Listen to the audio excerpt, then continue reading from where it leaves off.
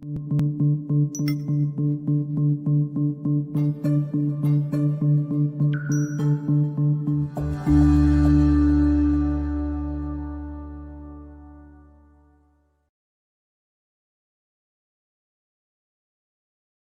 Susan Truong has been caring for patients as an eye doctor for 20 plus years. She literally helps people to see 20/20. So she knows a thing or two about sight and vision. Sight is a function of your eyes, while vision is a function of your heart. In August 2014, when she lost a younger brother to cancer only 9 days after his diagnosis, she pivoted. Today, as a visionary strategist, she is passionate about inspiring all of you to live beyond 20/20 vision. Don't just merely exist. Wake up and truly live right here and right now. And now, your host, Dr. Susan Truong.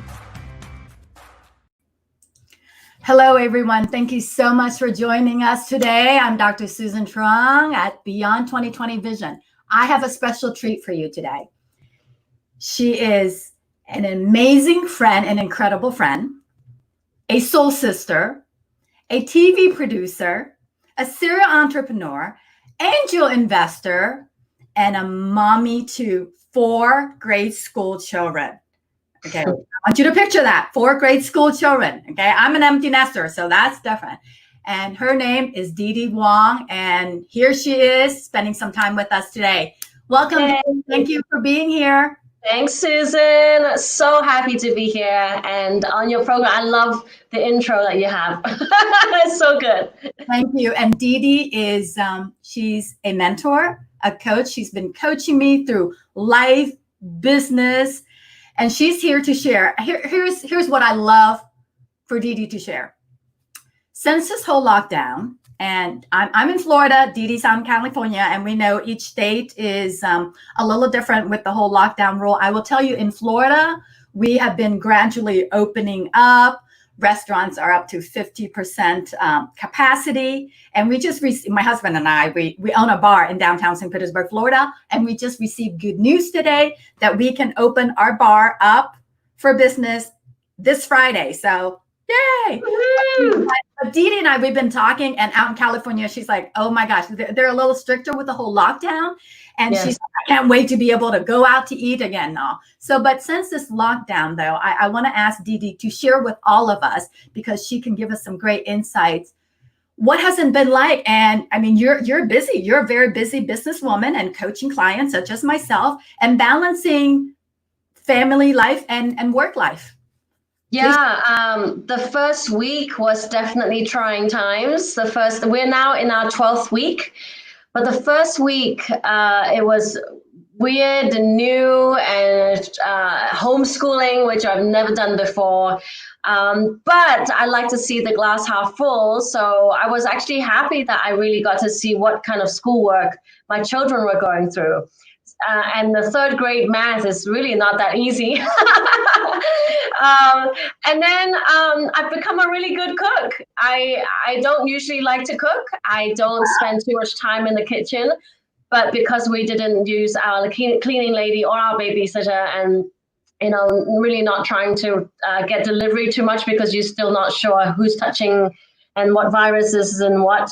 I've been able to cook more. I cook a lot more, and that's another thing. And then cleaning, doing laundry, constantly tidying up, definitely was difficult. As with anything new, first 2 weeks, it takes a little bit of adaptation. And after that, it became easier. And seeing the glass half full, I was able to spend more time with my husband. He's home more often, obviously. And I'm really there 24/7 with my children, all 4 of them. I have a 9-year-old, a 6-year-old, and twins at 4.5. And seeing them grow every single day has just been a blessing.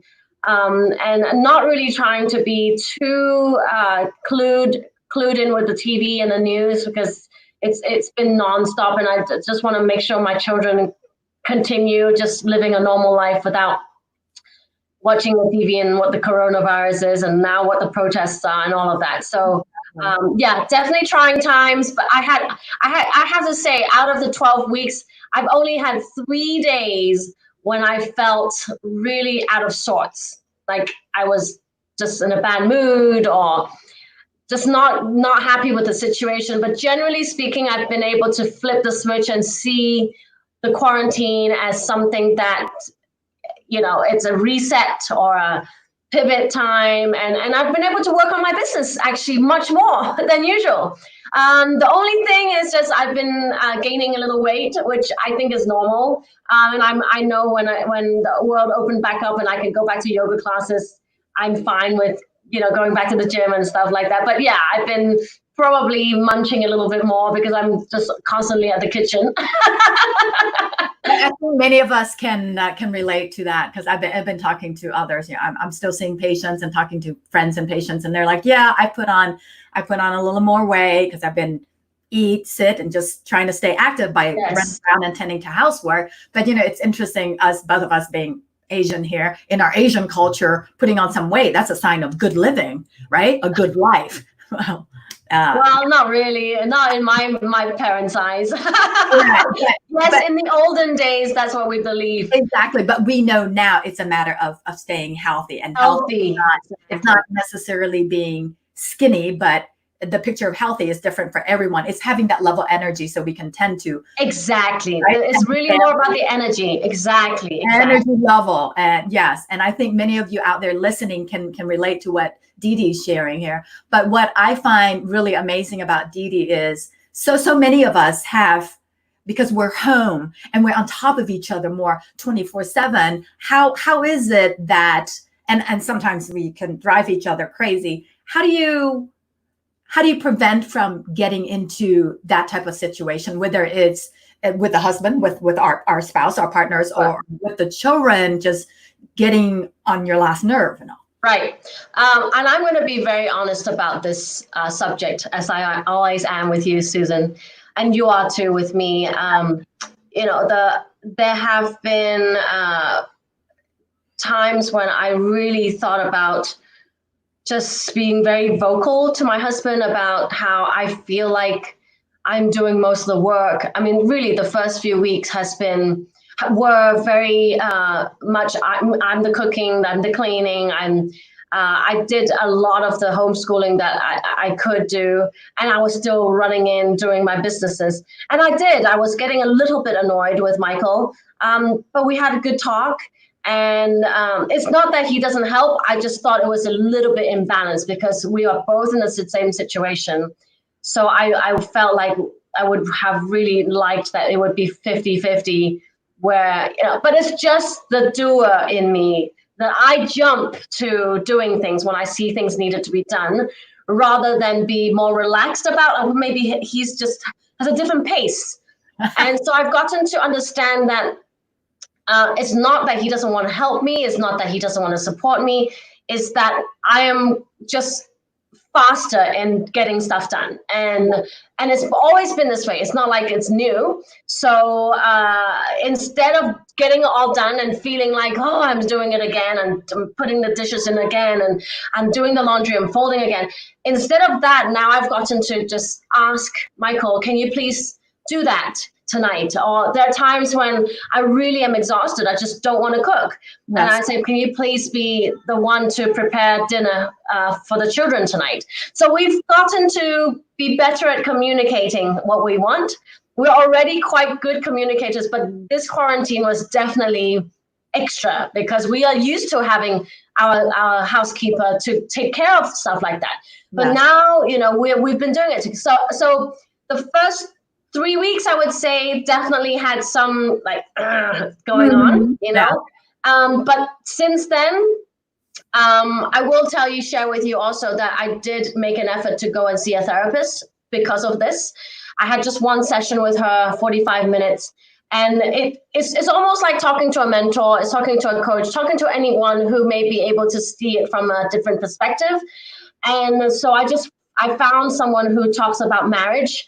And I voiced my discomfort and sadness on how I was feeling. And she just told me some simple things that I needed to change. perhaps being nicer to my husband and speak nicer to him, and and so I'm saying this because I bet you a lot of wives out there who are listening to this will probably feel the same way, because we do take on so much. We are nurturers at heart, right? And so sometimes it really needs to, you just have to be present and get back to one and just say, you love your husband. You really need to give respect to the other person, especially when you're in the same roof, under the same roof 24/7 for so long. Yes. And I started being nicer to him. Actually, he wrote me a card. He wrote me a card on my birthday, which was just a week ago. And he actually even said in the card that I've noticed you are nicer to me, which I thought was nice. Right. And you're like, oh my God, I wasn't nice before. Yeah, well, I know I can be. I'm a bossy person. I know that I am. I've always been that way, and that's probably what makes me a good coach, a good a good successful businesswoman. Yes. But sometimes I need to just calm down. I know that at home I can be just sit back and be the second person in charge, and that's okay too.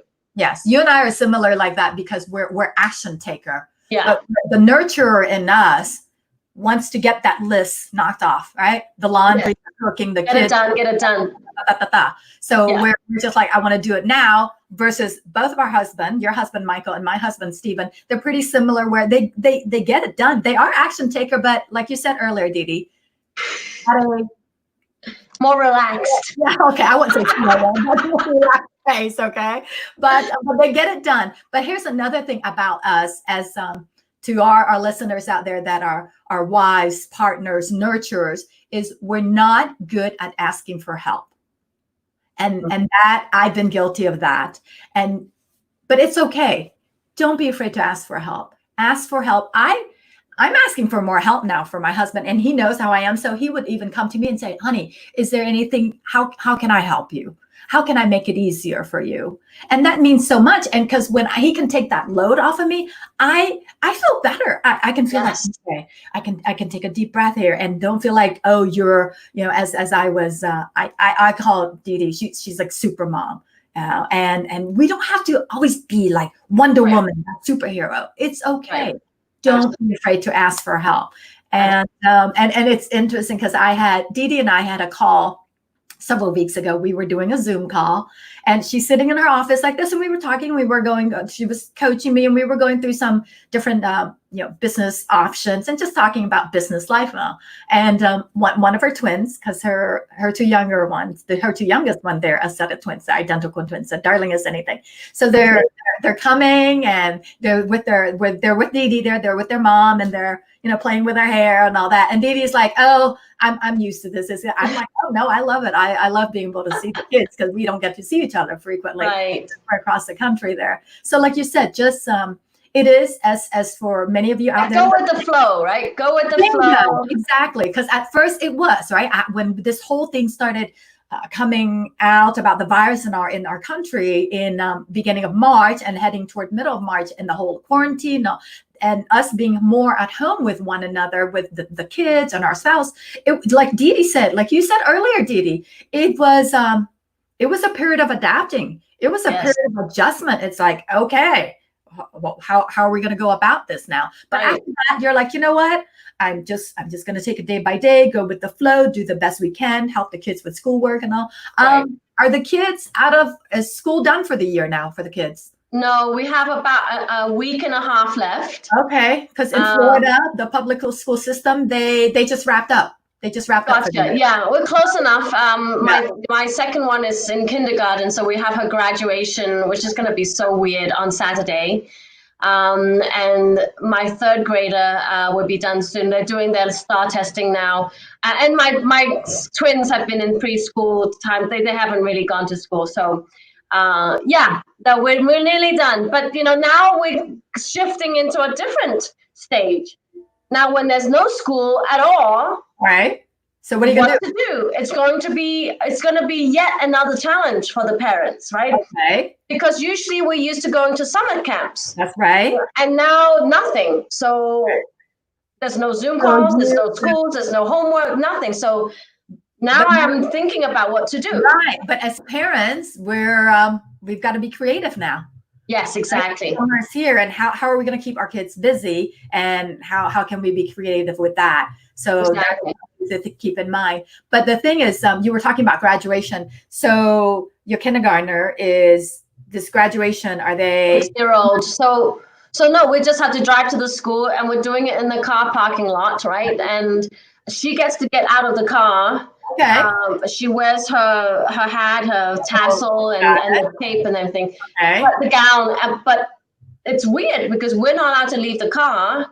Oh. Yet we are letting her go close to the teacher or whoever is helping. It's supposed to be 6 feet. I mean, I don't know. It's just odd. Everything is a little odd. It's going to be fine because we're just going to do whatever it's going to be called for. But we'll be aware of, the danger if there is any. But but it's, luckily, as I said, I always see the glass half full. Kindergarten graduation, it's okay. They're not going to remember it.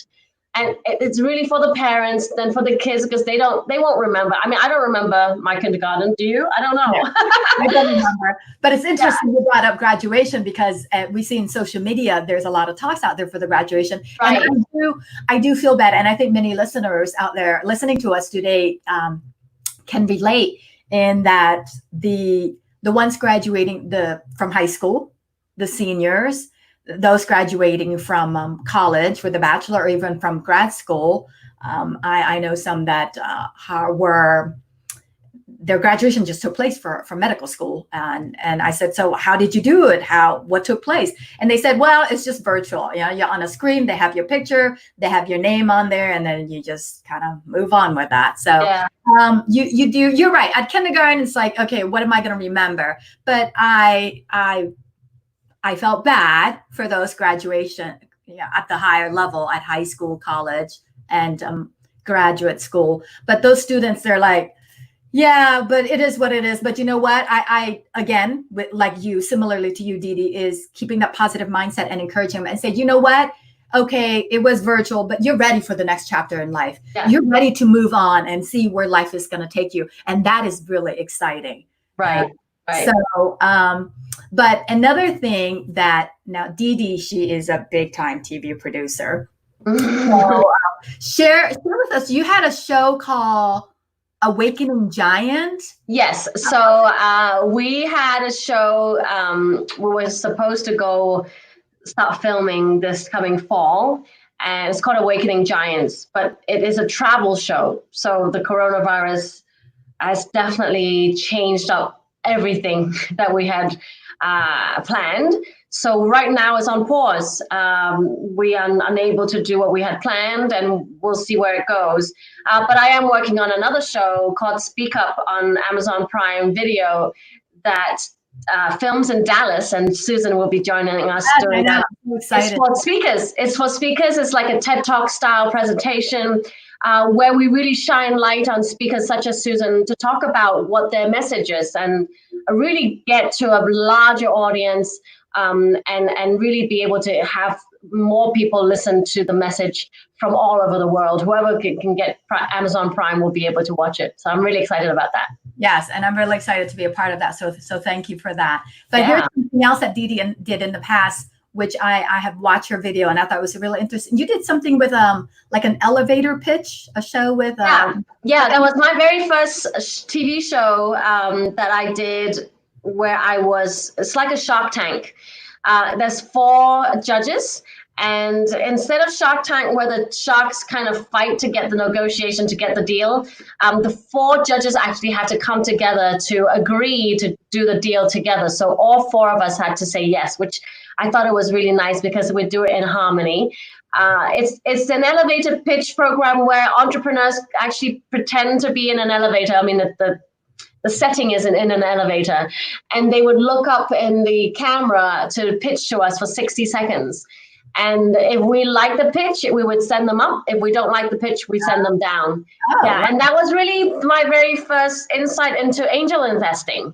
And that's where I got my title from, where I really enjoy help make people's dreams come true, especially at the beginning. So angel investors, when you invest in someone's business nearer the beginning of the business.